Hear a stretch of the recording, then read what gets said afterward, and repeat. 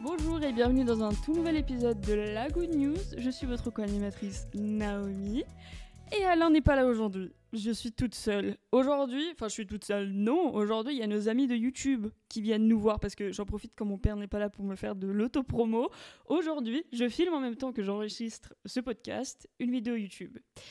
Je suis un peu stress, un tout petit peu. C'est très bizarre. Honnêtement, gros respect à toutes les personnes qui ont un podcast individuel. Je ne sais pas comment elles font. Je ne sais pas comment m'asseoir. Là, je suis assise par terre. J'ai mal aux fesses. J'ai vraiment mal aux fesses. Vous en fichez, je sais. Déjà, le podcast, je te présente YouTube. YouTube, je te présente le podcast. On commence par qui? Je ne sais pas à qui je dois parler en premier. YouTube, vu que je te regarde dans les yeux là tout de suite. Si jamais tu n'étais pas au courant, j'ai un podcast que je vais faire avec mon papa. D'ailleurs, il n'est pas là aujourd'hui parce qu'il est en déplacement professionnel. Je ne l'ai pas viré.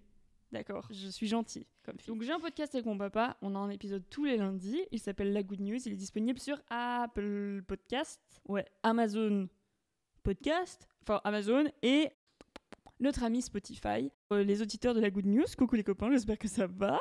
Quelle est votre Good News? Je vous présente YouTube, si jamais vous n'étiez pas au courant, j'ai une chaîne YouTube qui s'appelle Nao Juno. C'est fun, me regarder directement pour voir à quel point je suis peu à l'aise.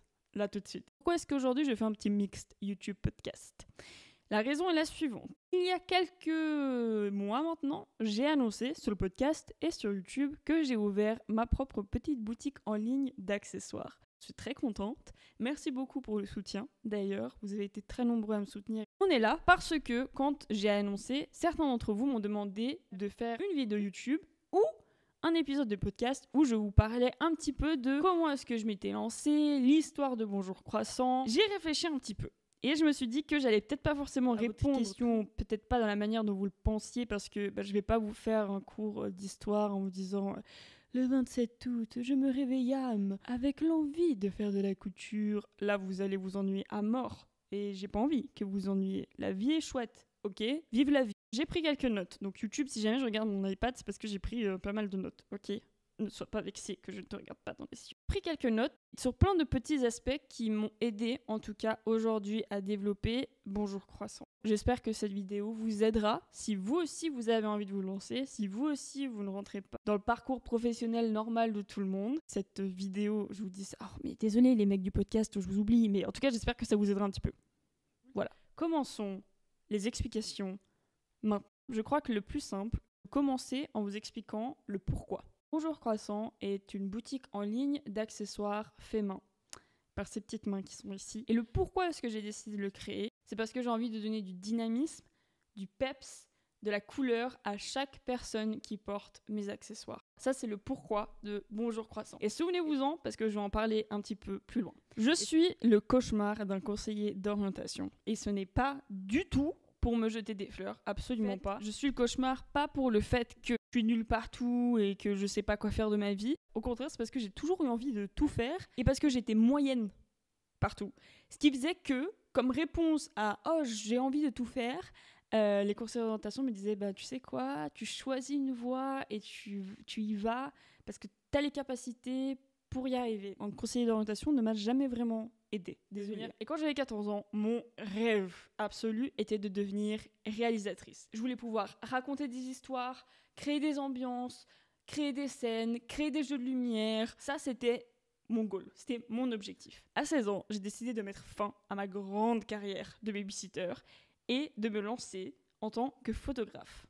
J'ai pris l'appareil photo avec lequel on se servait pour faire des photos pendant les vacances avec ma famille. Je suis allée voir des amis en leur disant « Coucou, je fais des photos ». Et ce que je faisais, c'était que j'essayais toujours de proposer des mini-séances vidéo. C'est-à-dire, je vous explique, je faisais souvent des photos de fiançailles et donc je proposais souvent à mes clients entre guillemets, parce que en vrai à cet âge-là c'était que des gens que je connaissais et d'ailleurs merci vraiment beaucoup, au lieu d'aller juste faire des basiques photos de fiançailles au milieu d'un champ, je leur disais ouais mais on peut faire des vidéos aussi, on vous voit courir, on vous voit tourner, on vous voit danser, ça peut être trop cool. Et pourquoi le faire dans un champ? On peut le faire dans une ville, on peut le faire en plein milieu de la ville ou dans un parc municipal, ça peut être trop cool. Bref, on me shutait down vraiment vite.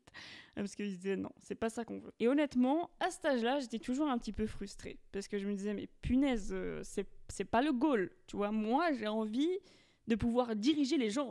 Ça peut être très mal interprété ce que je viens de dire. Mais l'idée que moi j'avais d'un photographe, que c'était moi qui choisissais le photoshoot. Mais en fait, c'est dans ces moments de frustration que j'ai appris une leçon qui m'est encore bien utile aujourd'hui. Et la leçon est la suivante. Tu fais d'abord ce que tu peux pour ensuite faire ce que tu veux. À 16 ans, j'avais besoin d'argent de poche. J'avais besoin d'argent. Ça m'apportait le financement dont j'avais besoin pour faire plus et me rapprocher de quelque chose que je voulais vraiment faire. Vous le savez parce que j'en ai déjà parlé plusieurs fois, mais j'ai fait de la danse classique pendant 14 ans. 14 ans, c'est très long. Et il y a un soir où je rentrais tranquillement chez moi. J'avais les pieds en sang, les cloques que avaient explosé. Bref, en fait, je suis désolée. Non, ne quittez pas le podcast. J'arrête de donner les détails dégoûtants. Mais il y a un soir où je me demandais, mais vraiment, pourquoi est-ce que je me torture comme ça ? Qu'est-ce que j'aime vraiment dans la danse classique ? Et j'en suis venue à quelques éléments. Le premier élément que j'aimais, c'était le fait de développer une idée en un projet. En danse classique, pour un spectacle ou pour, je sais pas, même pour du théâtre, ça fonctionne. Je savais qu'en septembre, c'était un peu le mois remise à niveau et qu'à partir de octobre, t'allais commencer les répétitions et à te préparer pour un spectacle qui allait arriver en mai ou en juin. J'aimais bien, en fait, cette idée. On avait un projet sur lequel on allait travailler pendant un petit moment. Il y a une autre chose au niveau de la danse classique qui me plaisait, c'était les coulisses, c'était l'ambiance qu'il y avait pendant les répétitions, le fait de s'encourager, de se dire ok, on peut le faire, les petites 3-4 minutes de break que ta prof te donnait où t'allais vite prendre de l'eau et tu discutais avec tes copines et t'étais là ok, les filles on peut le faire, ça fait mal mais on y go et on continue un petit peu à répéter aussi dans notre coin. Les efforts de groupe, il y a ces répétitions qui durent pendant des mois et des mois pour seulement 3 représentations à la fin de l'année. 3, on parle pas d'une tournée qui va durer pendant 6 ans, on parle de 3 représentations pendant 3 soirs. Et justement, c'était ça qui me plaisait. C'était cette énergie qu'il y avait le dernier soir. Quand on terminait notre dernière représentation, qu'on était tous sur scène pour faire le salut final et que les rideaux se fermaient une dernière fois et que t'entends les applaudissements derrière du public, mais que toi, du coup, tu les vois plus parce que le rideau est fermé, mais que tu continues à crier et à applaudir et à te faire des câlins parce que tu dis ça, on a fait ce projet tous ensemble, on l'a terminé, on est tellement contents. Ça, pour moi, c'est magique. Ça, juste d'en vous en parler, là, juste d'en parler, mon cœur va à 1000 à l'heure parce que ça, ouais. Ce sentiment, pour moi, il était magique. Je me suis dit que j'adorerais pouvoir retrouver ces éléments que je viens de vous citer dans ma vie professionnelle. Et à ce moment-là, je me disais, ok, le seul moyen de pouvoir retrouver ce sentiment, cette ambiance-là, c'est d'être prof de danse ou prof de théâtre ou justement réalisatrice. Mais maintenant, aujourd'hui, à 25 ans, je me rends compte que non. Il y a d'autres options, il y a d'autres voies. Mais par contre, pour arriver jusque-là, il faut peut-être prendre des directions un petit peu différentes. Désolé YouTube, j'ai une sale pause, mais honnêtement, j'ai mal là. Enfin bref, vous êtes peut-être en train de vous dire, mais c'est quoi le rapport tout ça avec Bonjour Croissant ? Alors sachez que le rapport, il est gros comme ça. Gros comme ça. Vous le voyez peut-être pas encore. Et peut-être que vous le verrez jamais. Mais pour moi, me rappeler de ces éléments-là, ça a fait toute la différence. Parce que justement, maintenant, au jour d'aujourd'hui, je déteste quand les gens disent ça, au jour d'aujourd'hui. Aujourd'hui, t'as juste à dire aujourd'hui. Aujourd'hui, quand on me demande le métier que je fais, je dis que je suis photographe. Mais par contre, je me suis jamais laissé cette étiquette-là en me disant, voilà, je suis photographe, c'est tout ce que je fais, point final. J'ai toujours voulu essayer plein d'autres choses. Et j'ai essayé plein d'autres choses. C'est pas le fait d'être photographe qui m'a empêché d'avoir d'autres jobs. J'étais caissière, j'ai travaillé dans des magasins de vêtements, j'ai fait des stages à gauche, à droite. J'ai toujours considéré que je voulais essayer. Et vous le savez d'ailleurs, même vous, mieux que personne, que j'ai essayé beaucoup de choses. Et toutes ces petites choses, je les ai faites parce qu'il y avait des idées dans ma tête qui avaient besoin de sortir. C'était dégoûtant comme son. Bref, j'avais besoin d'un endroit où les reposer et les réseaux sociaux étaient le parfait endroit pour ça. Le truc est que le fait de faire tellement de choses qui sont quand même dans des formats différents, qui peuvent être de styles différents, qui peuvent avoir des ambiances différentes, il y a toujours eu une équipe qui m'a toujours soutenue dans ce que je faisais, et je vous remercie vraiment du plus profond du cœur. Et il y a toujours eu une autre équipe qui m'a toujours reproché, et qui me le reproche encore plus depuis que j'ai annoncé l'ouverture de Bonjour Croissant. Et dans cette équipe qui me reproche de faire trop de choses, il y a 2 sous-catégories. La première sous-catégorie est la sous-catégorie des gens jaloux. On va juste les appeler comme ça, on va pas mentir, ce qui est, d'accord. Il y en a partout, ils sont pénibles, tu les regardes, ils vont palpoter pendant je sais pas combien de temps, tu leur souris, tu dis bonne journée. Mais il y a une autre sous-catégorie, et cette autre sous-catégorie est celle qui m'intéresse, et cette autre sous-catégorie est ceux que j'ai laissé tomber. Et ça par contre me faisait mal au cœur. Parce que c'est vrai que dans toutes ces idées de projets que j'ai pu avoir et dans toutes ces idées que j'ai pu donner et vous donner, il y a pas mal de gens qui se sont accrochés à ce que je faisais parce qu'ils aimaient bien, et qui du jour au lendemain, je les ai abandonnés. Combien de fois sur YouTube est-ce que j'ai fait des breaks ? Les lip-sync, alors que je vous avais promis que je les reprendrais, est-ce que je les ai repris ? Non. Il y a encore plein d'autres choses comme ça où mes promesses, en quelque sorte, je les ai jamais tenues. Il n'y a pas vraiment d'excuses là-dessus.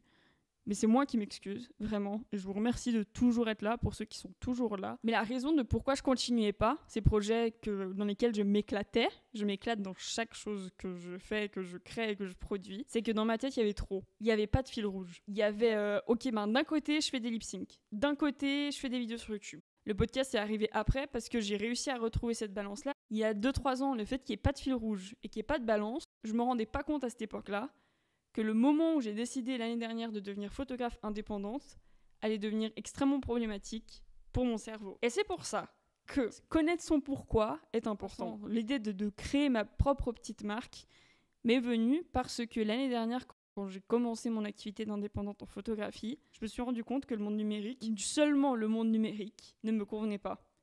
Il me convenait à petite dose, mais j'avais besoin de voir plus et de créer plus. Et c'est très étrange à dire, mais j'avais besoin de pouvoir créer quelque chose que je pouvais tenir dans ma main. Naturellement, parce que c'est quelque chose que je voulais toujours faire, je me suis lancée à faire de la couture. Et quand je faisais de la couture, alors que j'étais stagnée au niveau de la création, franchement, merci du fond du cœur. L'année dernière, j'ai eu du job non-stop entre le moment où j'ai commencé mon activité, juste toutes les vacances d'été, ça a été full. Mais créativement parlant, j'étais éteinte. Et le fait de commencer la couture, et donc commencer une activité manuel que je ne connaissais pas, mon cerveau, alors que j'étais en train de coudre, alors que j'étais sur ma machine à coudre, a recommencé à avoir des idées. En étant sur ma machine à coudre, c'est là où le fil rouge, quel jeu de mots fabuleux, machine à coudre, fil, vous avez compris, a commencé à apparaître. J'ai laissé le fil rouge un petit peu mijoter, et c'est après que j'ai créé ce que j'appelle ma mind map, la carte de mon esprit. Je suis pas en train de faire du vaudou ou de l'astrologie en vous disant ça, je vous jure.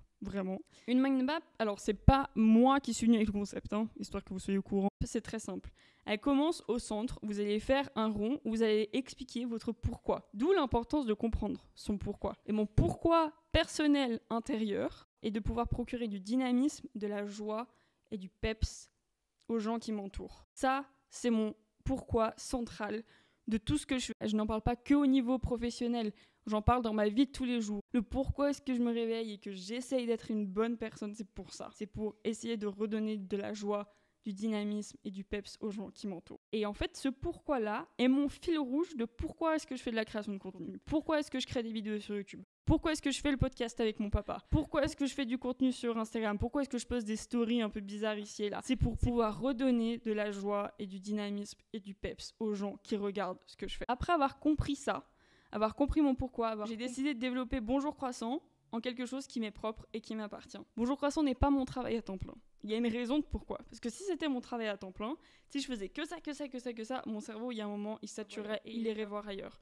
Le fait que je puisse prendre un petit peu de chacune de ces parties-là me permet de nourrir le pourquoi central. Vous l'avez peut-être remarqué, mon pourquoi personnel et le pourquoi de Bonjour Croissant sont relativement les mêmes. Il y a une raison de pourquoi. Beaucoup de pourquoi, mais il y a une raison, vraiment, de pourquoi. Encore une fois, peut-être que vous allez le voir, peut-être que vous n'allez pas le voir, mais moi je le vois et c'est très clair. Et c'est parce qu'il y a un lien entre tout ça. C'est que, en fait, Bonjour Croissant, c'est moi. C'est peut-être quelque chose que vous verrez au fur et à mesure du temps, parce que j'ai pas droppé Bonjour Croissant pour qu'il soit fabuleux dès le premier clac. Mais tous les petits éléments que je vous ai donnés dans toute cette conversation, dans toute cette monologue que j'ai pu avoir avec vous, ont une répercussion sur comment est-ce que je veux que Bonjour Croissant soit. L'objectif final que j'ai est de pouvoir relier Bonjour Croissant avec tout ce que j'aime, avec toutes les bulles qui sont reliées à mon pourquoi sur ma mind map. Que Bonjour Croissant soit relié à de la création de contenu, que Bonjour Croissant soit relié à des lip sync, à un style marketing qui lui est propre, Que Bonjour Croissant puisse transmettre des valeurs et un message qui lui est propre et qui m'est propre également. Bonjour Croissant, c'est tout ça. Et qui, je sais, matchera avec d'autres gens. Pour l'instant, je suis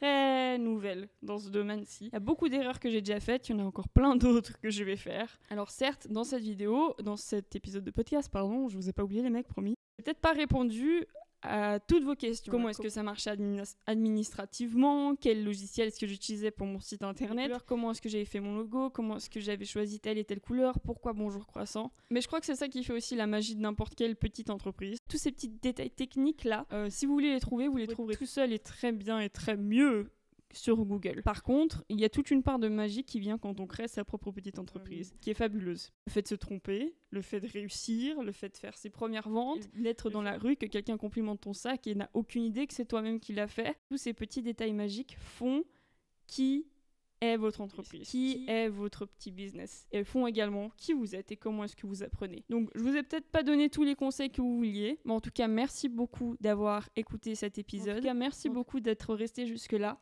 Si vous avez des questions, des commentaires à faire, n'hésitez pas à les faire et à poser vos questions. Alors certes, je n'ai pas 1 million d'abonnés sur YouTube et je ne compte pas mettre et vendre Bonjour Croissant à la bourse.